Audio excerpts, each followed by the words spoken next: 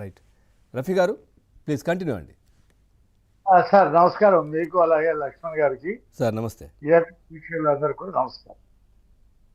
Sir ఇప్పుడు ఈ పెన్నెల్ల పెద్దల సారాచకాల గురించి రాయాలనుకుంటే కథలు కథలుగా కొన్ని పుస్తకాలు రాయవచ్చు.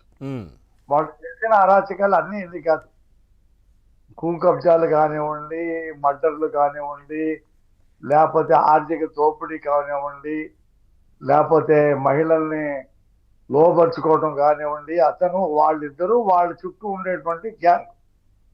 అది ఒక నియంతృత్వ అరాచక పాలన కొనసాగింది ఆ పల్నాడులో. ఎంతో మంది చంపేశారు. పైకి వచ్చినాయి కొన్ని రాని కొన్ని.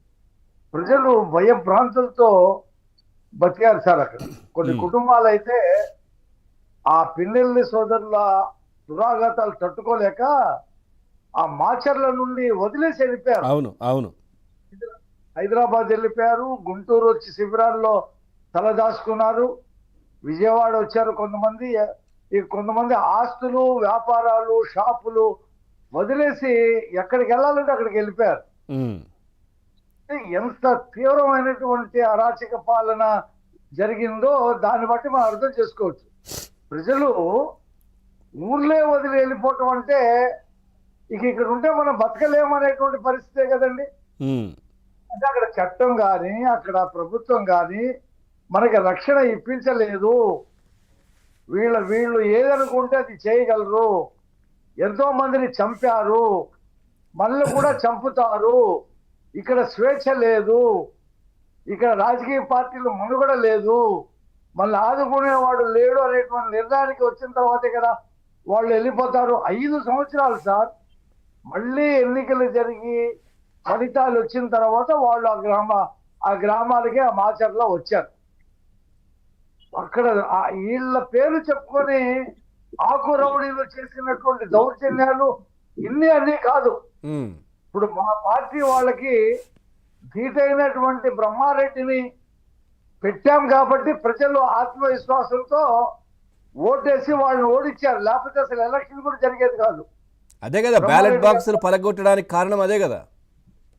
ఇప్పుడు అంత గట్టి నాయకత్వము, అంత బందోబస్తు ఉండగా కూడా ఈవీఎంలను పగలగొట్టడానికి సాహసించి అక్కడ కాపలా ఉన్నటువంటి పోలీసుల్ని ఒక ఎస్ఐ మీద, సిఐ మీద దాడి చేసి ఒక సిఐ హాస్పిటల్ వాంగ్మూలం ఇచ్చాడు సార్ చనిపోతూ.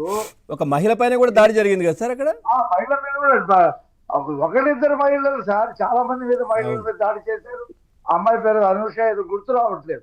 కన్ను కూడా దెబ్బతింది అమ్మాయికి. అవును, ఆవిడకి ఏదో పోస్ట్ ఇచ్చినట్టున్నారు. పోస్ట్ ఇచ్చారు. అయితే వీళ్ళ తమ్ముడు వెంకటరామరెడ్డి పారిపోయాడు, పిరికి పందలాగా పారిపోయాడు. మళ్ళీ వచ్చాడు. వీళ్ళు ఇక చేతిలో లాయర్లు ఉన్నారని, డబ్బులు ఉందని ఎన్నో రకాలుగా చేసి సుప్రీంకోర్టు దాకా వెళ్ళారు. సరే, సుప్రీంకోర్టులో కోట్ల రూపాయలు ఇచ్చి లాయర్లు పెట్టి వాదించినా సుప్రీంకోర్టు 15 రోజుల్లో మీరు లొంగిపోండి అన్నారు. ఇవాళ ఆ లొంగిపోవటం జరిగింది. జగన్మోహన్ రెడ్డి గారి దృష్టిలో మంచోళ్ళు, అమాయకులు, అదే కదా, ఏమీ తెలియని వాళ్ళని చంద్రబాబు నాయుడు గారు అరెస్ట్ చేశారు అంటాడు. అమాయకులను ఈ సుప్రీంకోర్టు లొంగిపోమంది, 15 రోజులు టైం ఇచ్చిందని చెప్పడు. ఇవాళ రేపు పెడతాడు press meet. Chandrababu Naidu arrest చేశారంటాడు. కానీ చనిపోయినటువంటి తెలుగుదేశం కార్యకర్తల గురించి మాట్లాడు.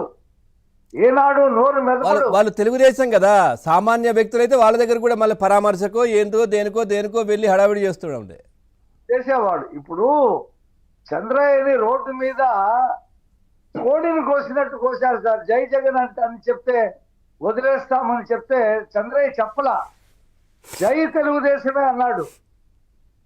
మెడ కోసేశారు 10 మంది కలిసి. అంతే కదా. అట్లా ఆయన అధికారంలో ఉన్నప్పుడు ఎంతమంది తెలుగుదేశం నేతలు ఈ విధంగా హత్యకు గురయ్యారు. వాళ్ళ మీద మామూలు కేసు పెట్టారు వాళ్ళు. తర్వాత దాన్ని పోరాటం చేస్తే అటెంప్ట్ మర్డర్ కేసు పెడితే వాళ్ళు స్వేచ్ఛగా పోలీస్ స్టేషన్లో చేతులు కట్టుకొని మామూలుగా నవ్వుతూ మాట్లాడుతూ ఉన్నారు. అంటే ఆ రోజు పోలీస్ వ్యవస్థ ఎంత దారుణంగా వాళ్ళ చేతుల్లో నడిచిందో చూడండి. కాబట్టి ఇవాళ వీళ్ళు లొంగిపోవడం అంటే కౌంట్ డౌన్ ప్రారంభమైనట్టు జగన్మోహన్ రెడ్డికి. అదే కదా, ఒక్కొక్కరుగా ఈ విధంగా ఒక్కొక్కరుగా నేరాలకు పాల్పడ్డ వాళ్ళంతా ఆ పార్టీ నుంచి ఈ విధంగా అరెస్టులో లేదంటే ఈ విధంగా జరగడం. అదే ఇప్పుడు ఒక రకంగా చెప్పాలంటే చంద్రబాబు నాయుడు గారు చట్టబద్ధ పాలన చేస్తున్నారు కాబట్టి ఈ ఆగడాలు సాగుతున్నాయి. ఉమ్.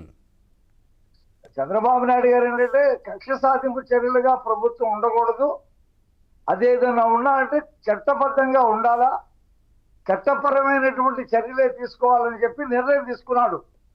ఇప్పుడు ఆ విడుదల రజని వీరంగం చేస్తుంది. నేను చెప్తున్నాను విడుదల రజనీకి, అమ్మా ఇదేమో ఆంధ్రప్రదేశ్ పోలీసులు అరెస్ట్ చేసింది కాదు, వాళ్ళేమి తీసుకెళ్ళి పోలీస్ స్టేషన్ లో పెట్టట్లేదు, వాళ్ళంతగా వాళ్ళు సుప్రీంకోర్టు ఆర్డర్లు తీసుకొని ఆ ఆదేశాల ప్రకారంగా వాళ్ళు కోర్టులో లొంగిపోతున్నారు. నువ్వేంటమ్మా చేసేది? నీకేమైనా ఇది ఉంటే సుప్రీంకోర్టు ఢిల్లీ వెళ్ళి డబ్బులు ఉన్నాయి కదా నువ్వు బాగా దోచిని, ఒక 10 మందినో 20 మందినో తీసుకెళ్ళి సుప్రీంకోర్టు దగ్గర ధర్నా చేయి. అంతేగాని పిల్లల్ని అరెస్ట్ అయ్యే చోట కోర్టు దగ్గర ధర్నా చేస్తే ఏమవుద్ది? సుప్రీంకోర్టు ఆర్డర్స్ అయ్యి వాళ్ళు ఏమైనా నోట్లో ఏలు పెడితే కొరకున వాళ్ళు ఏమైనా స్వచ్ఛందంగా వచ్చి అలా లొంగిపోవటానికి? వాళ్ళు కరుడు కట్టినటువంటి నేరస్తులు, కొమ్ములు తిరిగినటువంటి హంతకులాళ్ళు. వాళ్ళకేదో నువ్వు ఓదార్చేదేంటి? నువ్వు సాఫ్ట్వేర్ ఇంజనీర్ గా తెలుగుదేశం పార్టీలో చేరి నానా హంగామా చేసుకుని చంద్రబాబు నాయుడు సైబరాబాద్ మొక్క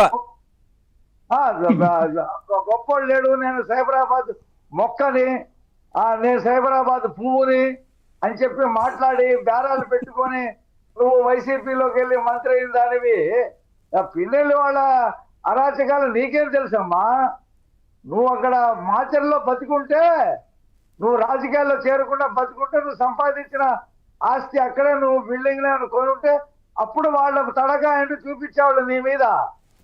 నువ్వు ఎక్కడో చిలకలూరుపేటలోనో గుంటూరులో ఉండి స్వేచ్ఛగా ఉండి నువ్వేదో మాట్లాడుతున్నావేంటి?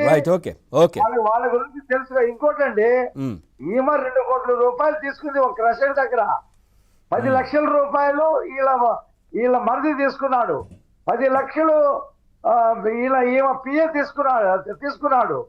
ఇదంతా కూడా రికార్డెడ్ గా క్రషర్ యజమాని చెప్పాడు. మరి హైకోర్టుకి బెయిల్ ఇచ్చింది. ఏంటో నాకు అర్థం కావట్లా.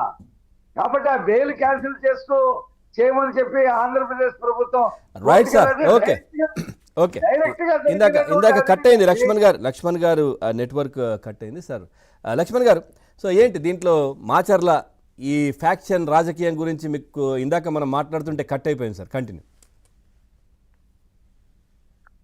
అంటే జగన్మోహన్ రెడ్డి గారు ఫ్యాక్షనిస్టులను లేకపోతే హత్య చేసినటువంటి వాళ్ళను లేకపోతే అవినీతి